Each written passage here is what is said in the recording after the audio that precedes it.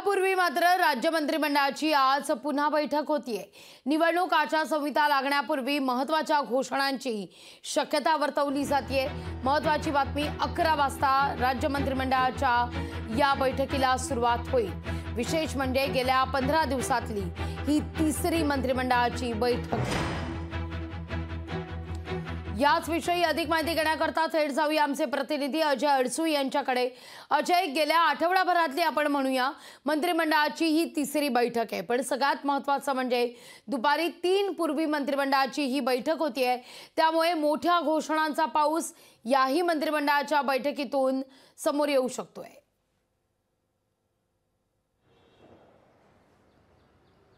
नक्कीच लागवीजी आपण पाहू शकतो की मुख्यमंत्री एकनाथ शिंदे यांचं सरकार आल्यापासून ही 69वी कॅबिनेट बैठक आहे आणि पाठीमागच्या म्हणजे चालू आठवड्यातली ही तिसरी कॅबिनेट बैठक आहे। प्रामुख्याने पाहायला गेलं तर जवळपास 59 निर्णय पाठीमागच्या 2 कॅबिनेट बैठकीमध्ये झालेले आहेत।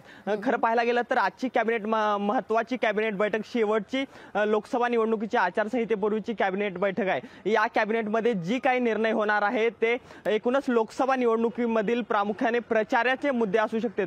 त्यामुळे आजच्या कॅबिनेटमध्ये काही महत्त्वाचे निर्णय होणार आहेत। सूत्रांनी दिलेल्या माहितीनुसार गृह विभागातील, याचबरोबर उद्योग विभागातील, याचबरोबर वैद्यकीय विभागातील, याचबरोबर ग्रामविकास विभागातील काही महत्त्वाचे निर्णय होणार आहेत। खरं पाहायला गेलं तर पाठीमागच्या काही दिवसापासून आझाद मैदान या ठिकाणी ग्रामविकास विभागातील काही संगणक परिचालक त्या ठिकाणी उपोषण करत आहेत। जवळपास 20 दिवसांहून अधिक त्या ठिकाणी उपोषण करत आहेत। अजित पवारांनी सुद्धा बारामतीमध्ये या संदर्भात एक उल्लेख केला होता। त्या संदर्भात सुद्धा आज एक महत्त्वाचा निर्णय होणार आहे। त्याचबरोबर इतरही काही महत्त्वाचे निर्णय होणार आहेत। आपण पाहिलं तर पाठीमागच्या 2 कॅबिनेटमध्ये पोलीस पाटलांच्या मानधनाचा जो एक महत्त्वाचा निर्णय राज्य सरकारच्या अजेंड्यावर होता तो निर्णय झालेला आहे। 10,000हून 15,000 मानधन करण्याचा निर्णय झालेला आहे। खरं पाहायला गेलं तर हे पोलीस पाटील गाव पातळीवर महत्त्वाची भूमिका बजावतात। त्यामुळे याही मंत्रिमंडळाच्या बैठकीत मोठ्या घोषणा होण्याची शक्यता नाकारता येत नाहीये। तुर्तास धन्यवाद तुम्ही दिलेल्या सविस्तर माहिती करता।